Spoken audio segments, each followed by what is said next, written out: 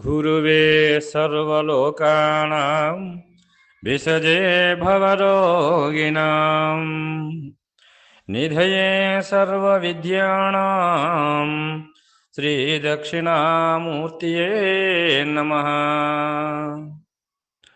వెంకటేశ్వరపాదారవిందామృతరసాయనం పిబన్మత్తమనోభృంగం హనుమంతం గురుం భజే. శ్రీరాజయోగి ప్రియ శిష్యం అమలానందదీక్షితం పండరీనాథ యోగేంద్రం సద్గురో తే నమో నమః. శ్రీ భూమానంద హనుమంత నిజదేశకేంద్ర సద్గురు పరబ్రహ్మణే నమః. భూమానంద వాక్యత్రయములోని పరతత్వ ప్రకాశక కందార్థ ధరువులలో 15వ కందార్థమును మనము గురుమూర్తి కరుణచే మననం చేసుకుంటున్నాము. ఏమంటున్నాడు ఈ కందార్థములోనంటే, దేనిని అద్వైతులు ఇలా జ్ఞానముచే సాక్షి అనుచు కనుగొన్నారో అద్దానినే ద్వైత విశిష్ఠులు మానక మహావిష్ణువని రే మతమూలవారు. అనుభవమే పరమాత్మానినారు మనుగా వేదములలోన వేదాంతోలు పూని బ్రహ్మని అన్న లేనిరుక ఇది అన్న మతమూలవారు. అనుభవమే పరమాత్మానినారు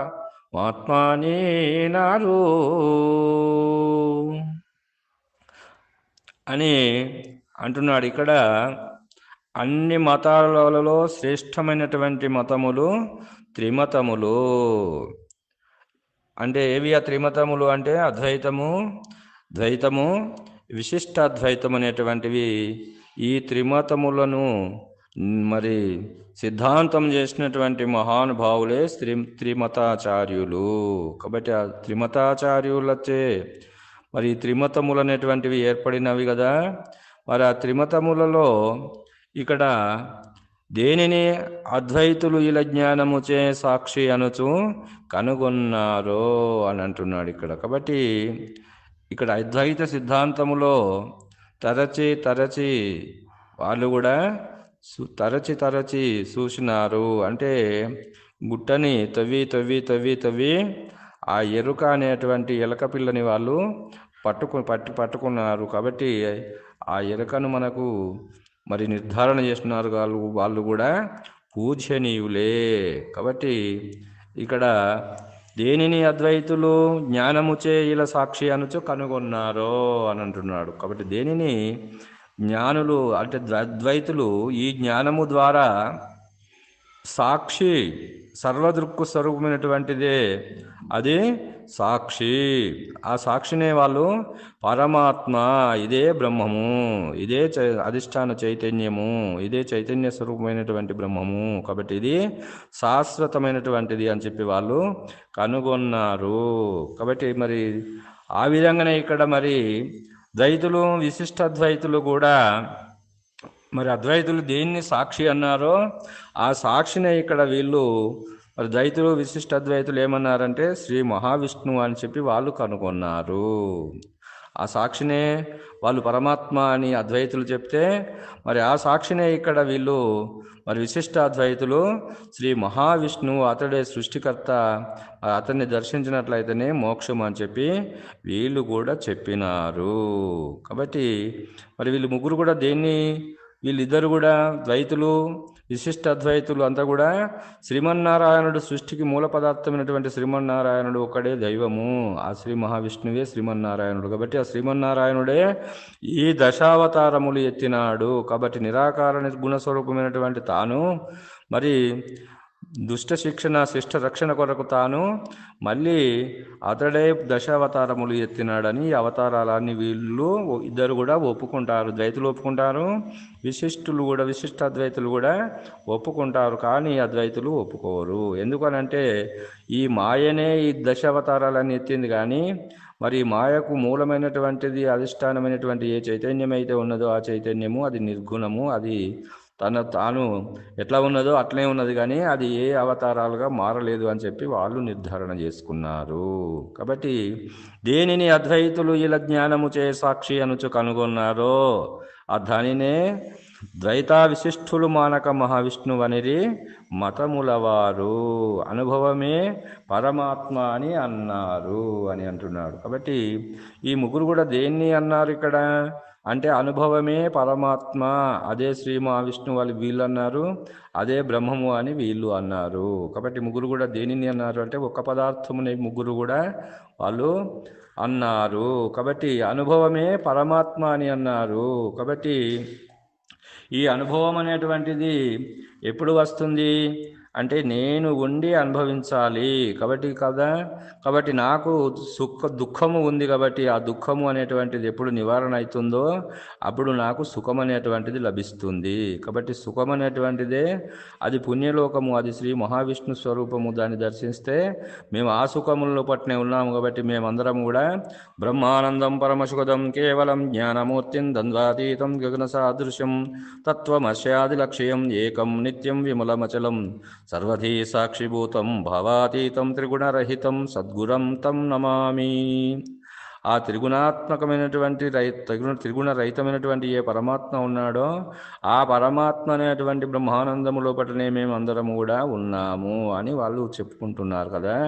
మరి ఎవరుంటే ఇది మరి ఈ అనుభవము అంటే నేను ఉంటేనే అనుభవము. కాబట్టి మాకు దుఃఖము నివారింపబడింది. కాబట్టి భగవంతుడైనటువంటి వాడిని మేము ఆరాధిస్తున్నాం. కాబట్టి ఆ భగవంతుడు మాకు ఈ దుఃఖ నివారణ చేసినాడు. కాబట్టి మాకు ఉన్నది సుఖమే. కాబట్టి అలాంటి సుఖములో మేము ఆనందిస్తున్నామని చెప్తున్నారు. కాబట్టి ఎవరుంటే ఆనందము అంటే నేనుంటేనే ఆనందము. ధూప ఎవరికి అయింది? నేనుంటే నాకు ధూప అయింది. ఆ ధూప అయినప్పుడు నేను నీళ్లు తాగితే ధూప తీరిపోయింది. నాకు ఆకలి వేసింది, ఆ ఆకలికి అన్నం తిన్నాను, అన్నం తిన్నప్పుడే నాకు ఆ యొక్క ఆకలి తీరిపోయింది. నాకు రోగం వచ్చింది, ఆ రోగానికి మందు వాడినాను, నేనే పథ్యం చేసినాడు, నాకే ఆ రోగము నివారణ అయింది అని మనం అంటున్నాము కదా. నీళ్లు తాగింది అనుభవం ఎవరికి ఉంది అంటే నాకే ఉన్నది. ఆ అన్నం తిన్నటువంటి అనుభవం ఎవరికి ఉంది? పంచభక్షాలతో నేను అన్నము తిన్నాను కదా, పరమాన్నము తిన్నాను కదా, అది కారం ఉందా, ఉప్పు ఉందా, తీయగున్నది అనేటువంటి అనుభవం ఎవరికి ఉంది అంటే తిన్నవారికే ఉంది. కాబట్టి రోగము వచ్చినటువంటి వానికే ఔషధము వాడినప్పుడు రోగము నివారణ అయిందని అనుభవం ఎవరికి ఉంది అంటే మందు వాడినటువంటి వానికే. కాబట్టి ఎవరుంటే ఈ మందు వాడాలి తీరిపోయిన ఇవన్నీ అంటే నేనుంటేనే ఆ అనుభవాన్ని అనుభవించినాను. కాబట్టి ఇవన్నీ నన్ను నిలిపేటివే కానీ నన్ను లేక చేసేటివి కాదు. కాబట్టి మరి అందుకొరకు ఏమన్నారు ఇక్కడ అంటే ఇక్కడ ఏమంటున్నాడు? భూమానంద హనుమంత కేంద్రుల వారు మతముల వారు అనుభవమే పరమాత్మ అని అనినారు. మానుక వేదములలోన వేదాంతులు పూని బ్రహ్మని అన్నా లేని ఎరుక ఇది అని నేను అంటున్నాను అని అంటున్నాడు. ఇక్కడ ఈ అనుభవమే పరమాత్మ అని చెప్పినారు కదా.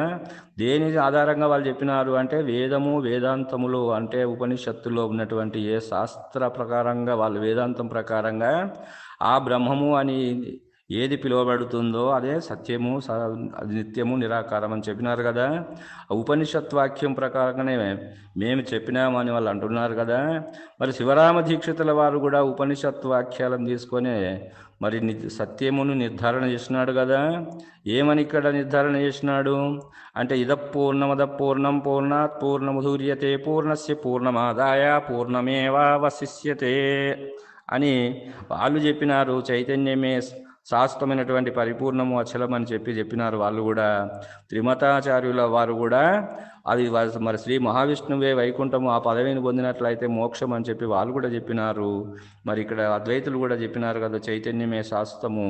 ఈ జీవుడు అనేటువంటి వాడు జీవుడు అనేటువంటి ఈ జగత్తంతా కూడా జీవస్వరూపంతో ఉన్నటువంటి జగత్తంతా కూడా మిథ్యాస్వరూపమైనటువంటిది, దానికి మూలాధారమైనటువంటిది అది బ్రహ్మము సత్యమని వాళ్ళు చెప్పినారు. మరి వీళ్ళు కూడా చెప్పినారు. కాబట్టి దేని ఆధారం ప్రకారం చెప్పినారు అంటే ఉపనిషత్తు అనుభవం ప్రకారంగా చెప్పినారు. మరి ఇదపూర్ణమదపూర్ణం పూర్ణాత్ పూర్ణముదూర్యతే పూర్ణస్య పూర్ణమాదాయ పూర్ణమేవ వశిష్యతే అని దీక్షితుల వారు కూడా శివరామ దీక్షితీయ సిద్ధాంతములో సిద్ధాంతం చేసినాడు. ఏమని అంటే ఏది పరమాత్మ అనుభవం పరమాత్మ అని అన్నారో అదే ఇదపూర్ణం, ఇది లేనే లేదు, మూలము లేని గుర్తెరిగే శరీరము, దీనికి మూలము లేదు, ఇది మూలము లేదు అని ఎప్పుడైతే నీకు అది తేలిపోయిందో, మూలము లేదన్నప్పుడు ఎప్పుడైతే నీవు గురుముఖత నీవు విచారించినావో అక్కడనే స్వతసిద్ధం బట్టబయలు. అదపూర్ణం ఇదపూర్ణం, ఇదపూర్ణమైనటువంటి ఈ శరీరములో ఉన్నటువంటి ఈ మూలం, ఈ గుర్తెరిగే శరీరానికి మూలము లేదు అని దీక్షితుల వారు అన్నాడు. కాబట్టి మూలమైనటువంటి పదార్థాన్ని సత్యమని వీళ్ళు చెప్పినారు. కాబట్టి ఆ సత్యమైనటువంటిది ఏ పదార్థము అది, దానికి మూలము లేదు. కాబట్టి వీళ్ళు ఏమన్నారు ఇక్కడ, జీవుడు అశాశ్వతము, ఈశ్వరుడు సత్యము అని చెప్పిన అన్నాడు. ఈశ్వరుడు అనేటువంటి పరమాత్మ సత్యము అని అన్నారు. ఆ పరమాత్మ అనేటువంటిది ఏ తత్వానికైతే నువ్వు చెప్తానవో, పరమాత్మ తత్వం అనేటువంటిది ఏ చెప్తానో ఆ బ్రహ్మము, దానికి మూలము లేదు అని చెప్పి దీక్షితుల వారు సిద్ధాంతం చేసినాడు. కాబట్టి ఇదపూర్ణం, ఇది కూడా పూర్ణంగానే ఉంది. పూర్ణంగా ఉన్నప్పటికీ ఇది ఎలా ఉంది అని అంటే, ఇది వస్తువు అనేటువంటి ఒక ఆవరణము లోపల ఉన్నది, ఆవరణ రహితమైనటువంటిది అచలం అదపూర్ణం. ఇది ఎప్పుడైతే శేషిస్తుందో, ఇది ఎప్పుడైతే లేకపోతుందో అక్కడనే పరిపూర్ణం స్వతసిద్ధం అని చెప్పి మరి మనకు శివరామ దీక్ష సిద్ధాంతము తెలియజేస్తుంది. కాబట్టి ఆ మాటనే ఇక్కడ మరి మనకు భూమానంద హనుమంత దేశికేంద్ర ప్రభువుల వారు కూడా బలపరుస్తున్నాడు, దాన్నే సిద్ధాంతం చేసి చెప్తున్నాడు. కాబట్టి మానుగా వేదములలోన వేదాంతులు పూని బ్రహ్మము అని దేన్ని అన్నారో వాళ్ళు దానిని భూమానంద హనుమంత దేశికేంద్రుల వారు లేని ఎరుక ఇది అని అంటున్నాడు. కాబట్టి ఇది లేనే లేదు. కాబట్టి లేని ఎరుక ఇది అన్నప్పుడు, లేదు అన్నప్పుడు దీనికి మూలం ఉందా అంటే లేదు. కాబట్టి మూలము ఎప్పుడైతే దీనికైతే లేదో, ఆ మూలము లేకపోయిన తర్వాత ఏమున్నది అంటే స్వతసిద్ధమైనటువంటిది బట్టబయలే.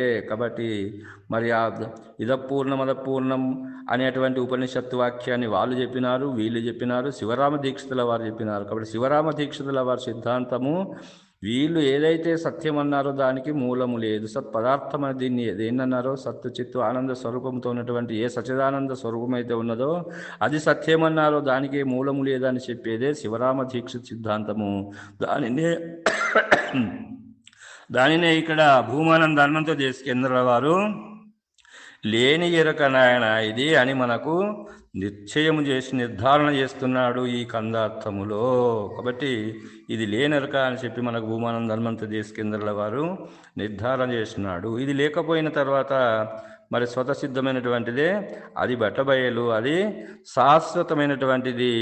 ఇది లేనెరక, కాబట్టి ఇది అశాశ్వతమైనటువంటిది అని చెప్పి మనకు ఈ కందార్థము ద్వారా భూమానంద హనుమంత దేశికేంద్రుల వారు సంశయ నివృత్తి చేస్తూ నిర్ధారణ సిద్ధాంత శివరామ దీక్షితుల వారి సిద్ధాంతాన్ని ఇక్కడ బలపరుస్తున్నాడని తెలియజేస్తూ ఇంతటితో ఈ కందార్థ భావాన్ని ముగిస్తున్నాను. జై బలో సద్గురు ప్రభు మహారాజుకు జై. సర్వం సద్గురార్పణం.